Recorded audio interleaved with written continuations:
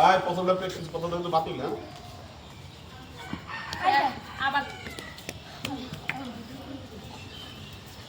আস্তে দে বলটা তুই পিছনে থাক বলটা তুই পিছনে থাক না শেষ আর পিছনে বলটা তুই আস্তে বলটা একবার দিছ তবে এমনি দে বলটা